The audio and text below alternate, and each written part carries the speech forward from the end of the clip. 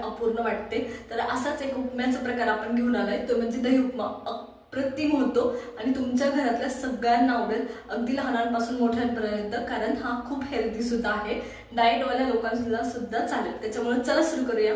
तर दही उपमा करतोय आणि त्याच्यासाठी इथे मी एक वाटी घेतली रिकामी आणि एक वाटी दही घेतलंय. जेवढ्या वाटी तुम्हाला उपमा करायचा आहे, म्हणजे रव्याचं प्रमाण जेवढं वाटी आहे तेवढं वाटी दही घ्यायचं. तर एक वाटी जेवढं मी रवा घेतलाय तेवढंच मी दही घेतले. आता त्याचनुसार रव्याच्या 3 पट पाणी ॲड करायचं ह्या दह्यामध्ये, हे लक्षात घ्या. 3 पट केलं म्हणजे योग्य प्रमाण होईल.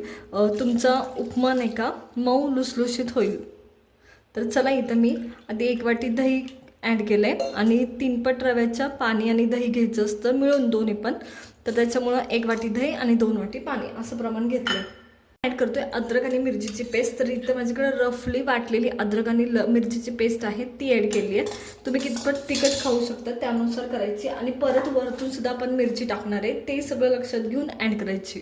त्याच्यानंतर मी याच्यात ॲड करते कोथिंबीर. आता हे दही आपल्या साईडला ठेवून द्यायचं व्यवस्थित फेटून.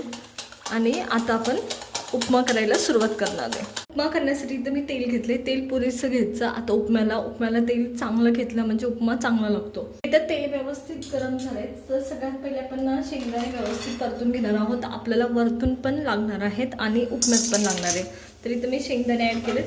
शेंगदाणे व्यवस्थित तळून घ्यायचे एकदम बारीक गॅसवर. खूप मोठा केला ना तर ते करपतात आणि व्यवस्थित तळले पण जात नाही. तर चला, मी परतून घेते शेंगदाणे. तर इथं शेंगदाणे लगेच परतलेत, कारण तेल व्यवस्थित गरम होतं, आवाज यायला सुरुवात झाली आहे. त्या टायमाला मी ते साईडला काढून घेते. माझ्याकडे मोहरी आहे, ती सगळ्यात पहिले ॲड करणार. व्यवस्थित तळली की आपण ह्याच्यात हिंग ॲड करतोय. हिंग पण व्यवस्थित फुललं की तर माझ्याकडे कांदा आहे, एक कांदा मीडियम साईजचा, तो व्यवस्थित परतून घ्यायचा.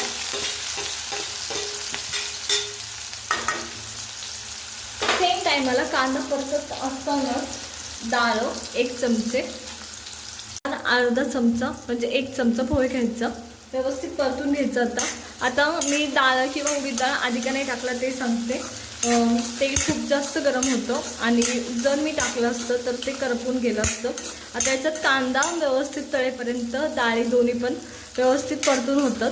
कांदा व्यवस्थित परतत आलाय ना थोडासा, त्या टायमाला मी इथं कढीपत्ता ॲड करते आणि 1 हिरवी मिरची. आधीसुद्धा हिरवी मिरची टाकली हे लक्षात घ्यायचं.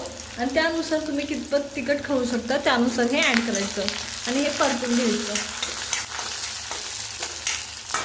तुम्हाला डाळी दाखवते. आपण कांद्यासोबत डाळी टाकले होते तरीसुद्धा ते बरोबर परतलेत एकदम व्यवस्थित सोनेरी कलर आला आहे, त्यालासुद्धा ब्राउनिश असं तुम्हाला दाखवते मी आणखी एकदा. पहा तुम्हाला दिसतोय का नाही व्हिडिओमध्ये, अप्रतिम असं. आता कांदा व्यवस्थित गुलाबी व्हायला सुरुवात झाली आहे. त्या टायमाला तिकडे इथं गाजर आहे, ते पाववाटी मी ॲड करते आहे, तो पाववाटी ॲड करते. आता याच्या व्यतिरिक्त तुम्हाला आवडतात त्या भाज्या तुम्ही ॲड करू शकता किंवा स्किपही करू शकता पूर्ण. पण हेल्दी होण्यासाठी थोड्या भाज्या टाकल्या तर अप्रतिम उपमा लागतो, त्याच्यामुळे मी ॲड केलं. तर आता हे परतायचं व्यवस्थित. आता हे सगळं व्यवस्थित परतले. त्या टायमाला याच्यात मी नाही का रवा ॲड करते. रवा व्यवस्थित भाजून घ्यायचा याच्यातच. आणि तुम्हाला जर असं वाटत असेल की रवा याच्यात व्यवस्थित नाही भाजणार तर सरळ थोडंसं नाही का आधी बिना तेल टाकता रवा भाजून घ्यायचा कोरडाच एकदम बारीक गॅसवर. त्याने सुद्धा व्यवस्थित भाजतो. किंवा ह्याच्यात परत भाजलं नाही तरी ते टेन्शन उडत नाही की भाजलंय की नाही, शंका नको परत. तर हा रवा या पद्धतीने भाजून घ्यायचं. इथं ना रवा व्यवस्थित भाजलाय. त्या टायमाला आपण जे मिश्रण केलं होतं दह्याचं ते ॲड करायचं आणि हलवायचं, नाहीतर दही खाली बसतं आणि पाणी वरती राहतं, त्याच्यामुळं हलवून घ्यायचं. या पद्धतीने मिक्स करायचं. बारीक गॅस करायचा. एका हातात मीठ लगेच ठेवायचं. चवीनुसार मीठ टाकते या पद्धतीने. आणि हे बारीक गॅसवर हा रवा शिजवून घ्यायचा. तर मी हे एकदा हलवतीये, वरनं ताट झाकणार आहोत आपण आणि बारीक गॅसवर हा रवा आपल्याला शिजवून घ्यायचा आहे.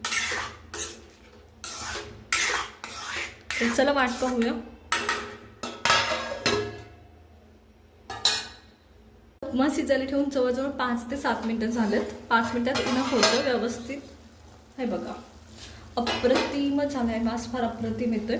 मी हलवून घेते आता आणि असंच ठेवायचं लपलपीत. थंड झाल्यावर याला आणखी थिकनेस येतो, त्याच्यामुळं बिलकुल त्याला आणखी थिक करत बसायचं नाही, खूप थिक होतं थंड झाल्यावर. तर चला साईडला काढून घेऊया मग. हा मी इथं काढून घेतली. अप्रतिम असा आपला उपमा सुरेख होतो. आणि तर पहा, खूप सुरेख सुंदर असा हा अप्रतिम आपला उपमा तयार आहे. दही उपमा खूप सुरेख होतो, त्याच्यामुळे नक्की ट्राय करा. आहे तर झटपट असा आपला हा दही उपमा अप्रतिम होतो. बरं, हेल्थ कॉन्शियस लोकांसाठी, डाएट करणाऱ्यावाल्यांसाठी, वजन कमी करणाऱ्यांसाठी, सगळ्यांसाठीच खूप खूप युजफुल आहे. त्याच्यामुळे नक्की ट्राय करा. आवडलं असेल तर लाईक करा, शेअर करा आणि सबस्क्राईब करा.